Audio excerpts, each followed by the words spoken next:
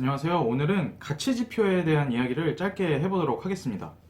이 카테고리 자체가 초보 투자자를 위해서 제가 개념들을 짧게 얘기해주는 그런 카테고리이기 때문에 이 가치지표에 대해서 굉장히 많은 얘기들이 있지만 아주 표면적인 의미 위주로 짧게 얘기를 해드리겠습니다. 제가 원래 오늘 시간이 안 나서 이거 못 찍을 줄 알았는데 저희 아내랑 아들이 지금 마트에 잠깐 갔습니다. 그래서 아주 황금 같은 자유시간이 짧게 생겨서 제가 요거를 찍어 보려고 합니다. 제가 오늘 말씀드릴 얘기는 주로 PER, PBR 중심이 될 것 같고요. 그 외에도 가치지표라고 하면 여러 가지가 있습니다. PCR도 있겠고 여러 가지가 있는데 다 의미상은 비슷하다고 생각을 합니다.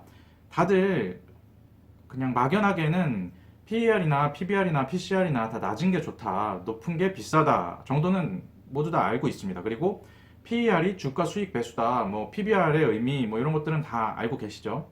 근데 제가 말씀드리고 싶은 거는 실제로 통계적으로 접근했을 때 그게 정말 의미가 있었느냐, 요거에 대해서 짧게 말씀드리고 싶습니다. 제가 통계적으로 계속 말씀을 드리는 이유는 이전 영상에서도 올렸고 다른 영상에서도 여러 번 말씀드렸다시피 확신을 갖기 위해서는 숫자에 근거한 정확한 데이터가 필요합니다. 그리고 그 데이터에 근거한 깊은 이해가 있어야 확신이 생기거든요. 그에 따라서 이 PER이나 PBR에 대해서 이 정도면 싸다, 이 정도면 비싸다에 대한 어떤 인식이 생기기 위해서는 통계적인 수치를 반드시 보시고 그거에 대해서 역사적으로 이 수익이 어땠는지에 대해서 좀 알고 계셔야 그에 대한 대략적인 느낌을 파악하실 수가 있습니다. 그냥 막연하게 이 정도 비싸다, 이 정도 싸다 이렇게만 생각하시면 나중에 실제 투자하실 때는 굉장히 헷갈리시고 그거를 투자에 적용을 못 하실 수가 있습니다. 그러면 이제 통계적으로 PER이나 PBR, PCR, 뭐 PSR 여러 가지가 있는데 그런 것들이 가지는 수익률이나 의미가 어떻게 됐느냐에 대해서 분석해 놓은 책이 외국에도 있고 우리나라에도 있습니다. 외국 책은 제가 이미 한번 소개를 해드렸죠. 요 주식에 장기 투자하라. 요 제레미 시겔이라는 교수가 쓴 책입니다. 이거는 저 미국뿐만 아니고 굉장히 많은 주식시장에 대한 데이터를 방대하게 담고 있고요. 굉장히 좋은 책입니다. 이거를 읽고 나면 주식을 장기 투자할 수밖에 없는 이유랑 그리고 주식시장에 머물러야 되는 이유, 그리고 여러 가지 지표에 대한 얘기들과 어떤 확신들이 생길 수가 있습니다. 그리고 이 책의 한국 버전이 있습니다. 이 매트릭 스튜디오라는 책인데요. 이 책은 겉만 봐서는 투자책처럼 안 생겼어요. 그리고 속을 봐도 투자책이라기보다는 투자에 대한 통계들이 나와 있는 책입니다. 여러 가지 그래프와 함께 통계들이 나와 있습니다. 이 그래프는 그 주가 그래프를 놓고 60일선 이런 얘기를 하는 게 아니고 주식시장에서 여러 가지 지표들이나 여러 가지 어떤 현상들이 통계적으로 어떤 의미를 가지는가에 대해서 나온 책입니다. 이제 이 두 가지 책에서 나온 이야기들을 바탕으로 제가 짧게 말씀을 드리겠습니다. 먼저 PER과 PBR에 대해서 우리가 알고 있는 것처럼 수치가 높으면 별로고 낮으면 좋다.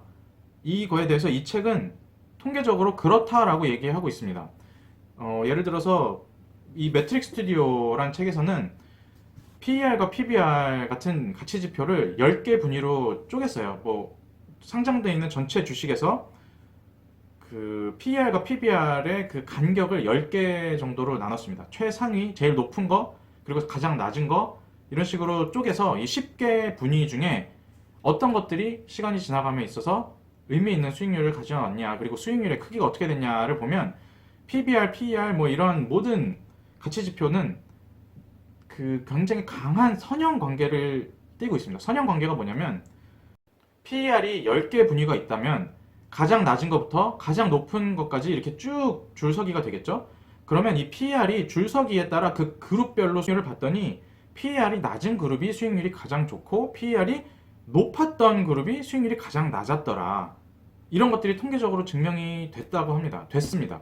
PBR도 마찬가지고 PCR도 마찬가지고 PSR도 마찬가지고 다 똑같습니다. 그러면 이제 여기서 발생하는 문제가 많은 초보분들, 투자에 처음 들어가시는 분들이 이런 생각을 합니다. 그러면 낮은 걸 사면 되겠네. 가치지표 낮은 걸 사면 되겠네. 그리고 조금 더 발전하고 조금 더 수리적인 지식이 있으신 분들은 그러면 그 가치지표 하나당 스코어링을 매겨갖고 그 가치지표 여러 개 합쳐서 가장 낮은 점수가 나온 거, 그러니까 가치지표가 조합적으로 가장 낮은 거를 사면은 내가 실패한 일이 없겠네. 라고 생각을 하십니다. 근데 거기에 있어서 반드시 이해를 하셔야 될 점이 뭐냐면 이 책에 나온 PBR, PER 이런 가치지표를 논할 때는 그 가치지표가 낮은 주식 몇 개를 말하는 게 아니고 그 분위에 들어가 있는 전체 주식을 매수를 했을 때를 가정한 거예요. 아예 바스켓으로 통째 매수했을 때를 가정한 것이지 우리처럼 그냥 몇 개 위주로 이렇게 딱딱딱 가지고 와서 포트를 구성한 게 아닙니다. 그렇기 때문에 아웃풋에서 굉장히 차이가 있을 수가 있습니다. 그렇기 때문에 우리가 여기서 차용해야 될 아이디어는 PER에 대해서 낮으면 대체적으로 높은 수익률을 거둘 수 있고 PER이 높거나 PBR이 높거나 가치지표가 높으면 굉장히 많은 기대가 반영되어 있기 때문에 주의해야 된다 정도로 말씀드릴 수 있을 것 같아요. 이 PER과 PBR 같은 가치지표는 일률적으로 설명하기가 굉장히 어렵습니다. 주식을 가치지표만 보고 판단하는 것 자체가 엄청나게 위험한 행위이기 때문에 가치지표는 가치지표대로 참고치로 삼고 스토리는 스토리대로 그리고 이 기업이 갖고 있는 재무와 영업적 특성 그리고 독점 상태 이런 건 또 따로 보셔서 이제 종합적으로 판단을 하셔야 됩니다.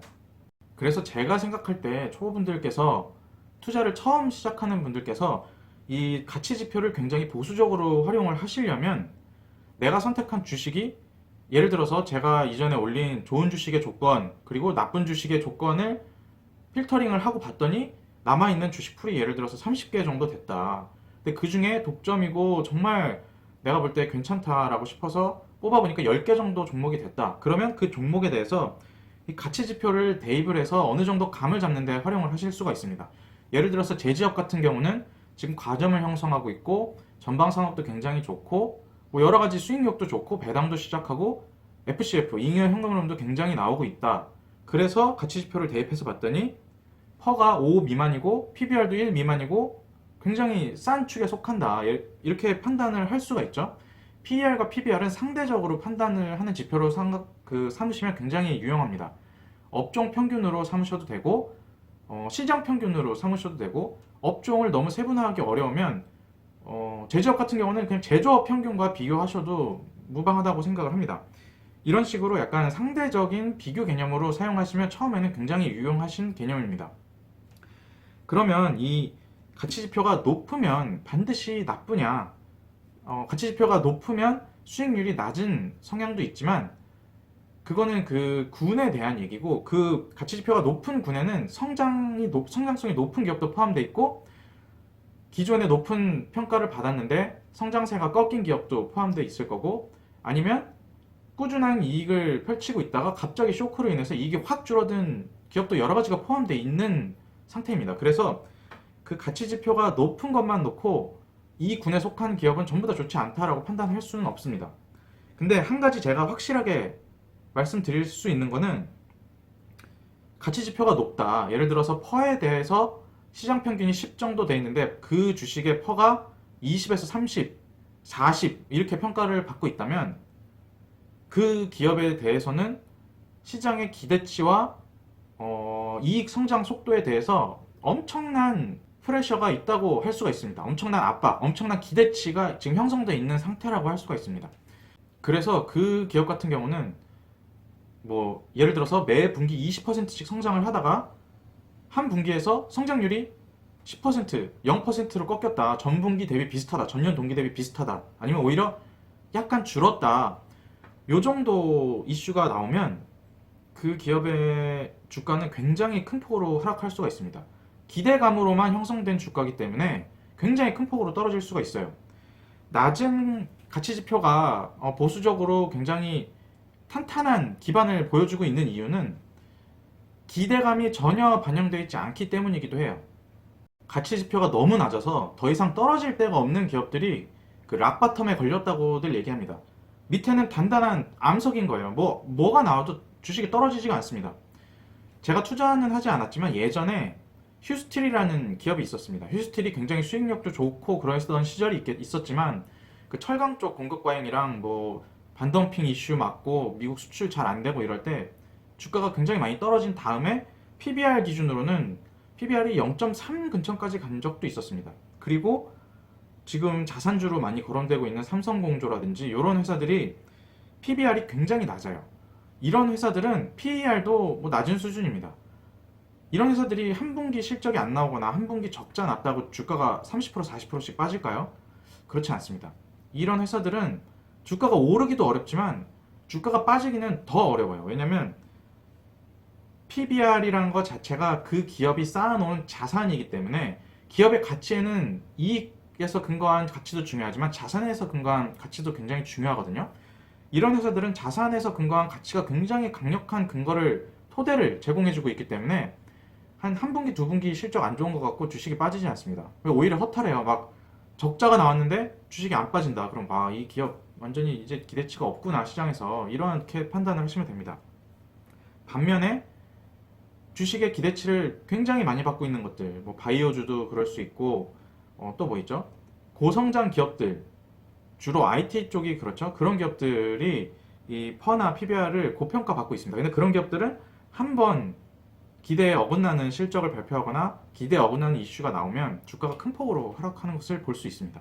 그렇기 때문에 확실히 말씀드릴 수 있는 건 퍼가 높으면 나쁘진 않지만 퍼가 높은 기업들은 기대감이 많이 반영돼 있고 그 기대감에 충족되지 못하는 실적 발표라든지 이슈가 발생하면 큰 폭으로 주가가 하락할 수 있어서 굉장히 주의를 해야 된다.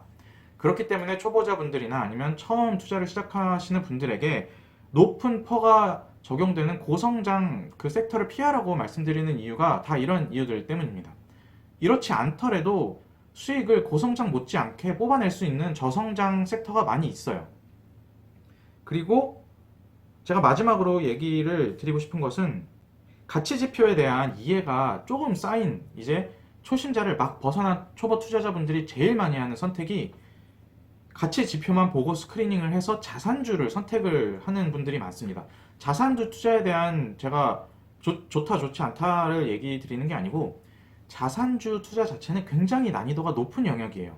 자산주는 굉장히 빠른 시간에 주가가 뛰어오를 수도 있고요. 그 빠른 시간에 뛰어오르는 주가, 그걸 기다리기까지 굉장히 많은 인내가 필요하기도 합니다. 그리고 자산주의 재평가 촉매는 어떤 게 될지 되게 가늠할 수가 없습니다. 영업이 갑자기 잘 될 수도 있고 아니면 땅을 위주로 가진 자산주인데 갑자기 거기에 어떤 길이 뚫린다거나 뭐 개발 이슈가 생긴다거나 이럴 수도 있고 공항을 지을 수도 있어요. 근데 이런 것들이 예상치 못한 것들, 예상치 못한 이슈들이 많기 때문에 자산주의 촉매가 어떤 것일지 예측하기가 굉장히 어렵습니다.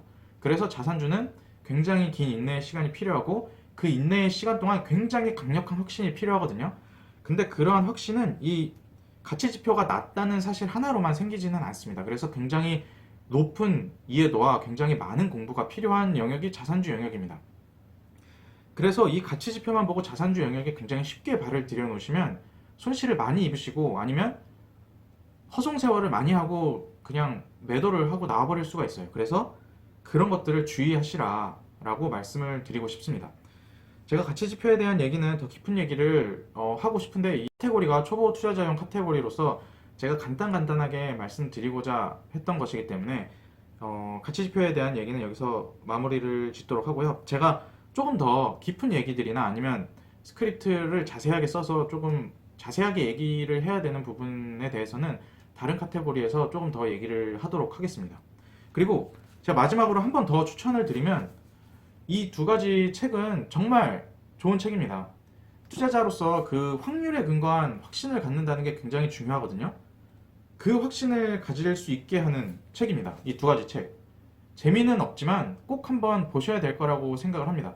그리고 빌려서 읽는 것보다 사셔서 읽으시고 그때그때마다 투자 가치관이나 아니면 근거, 확률적으로 어떤 것이 더 유리한가 뭐 이런 거를 판단하고 싶으실 때 그때그때 찾아보시면 굉장히 좋은 책입니다. 꼭 한번 읽어보시길 추천드립니다. 네, 오늘 영상 봐주셔서 감사합니다.